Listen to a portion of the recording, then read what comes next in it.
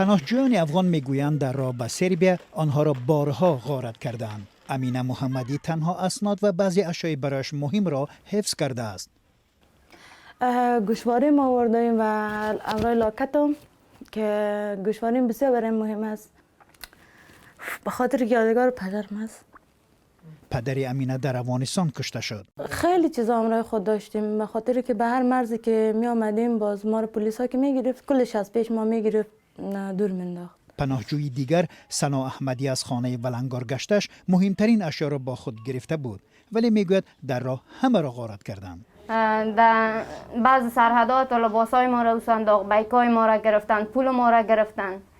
فقط دیگه میخواسته در بعض سرحد میخواستی رو از پیشم بگیرن. ما بسیار دیگه پیشون نظر کردم خیر ایره برام بتین، یعنی پول ما هرچی میخواین بگیرین فقط تیره برام بتین. یونان بیشتر دیگه حتی قدر که میگفت بوتای تان نیفهم زمستان بود جمپر تان همه چیز تان همه قسمی پس برین یا نه که دیگه پس نبین. بایگ اصلا من خانم بودم ندید که بایگ من چی هست لوازم از این کار داره نداره، از پیشم گرفت در کثافات انداخته شد.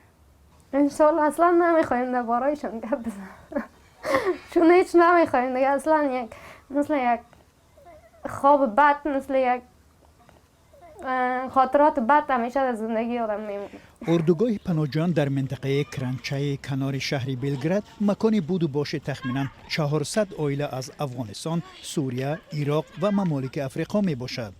محمود رسولی افغان هم غارت چیز و چارش را به یاد می آورد. دیگه تا اینجا که آمدم فقط تنها چیزی که به من مانده یک دانه موبایل شکسته مانده و یک دانه قلب شکسته، تمام دیگه هیچ چیز نمانده.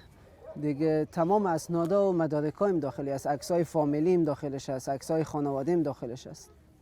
یگان چیزایی که قیمتی بود که یادگاری بود مثلا از پدرم مانده بود برای خودم، مثل ساعت، انگشتر، چیزای مثلا خانمم طلا داشت اونا درا ماند، دیگه متاسفانه اونا رو نمیتونم به خودم بگیرم یا به امید این نمیتونم باشم که اونا دوباره به من برمیگرده. نه.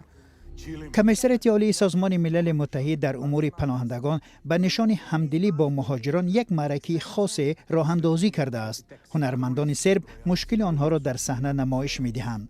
فعلا در 13 اردوگاه پناهجویان سربیا بیش از 4,500 نفر به سر میبرند. اداره امور پناهندگان سربیا ابراز داشته است که هزارها مهاجر دیگر تلاش دارند که غیر قانونی به قلمرو اتحادیه اروپا عبور کنند.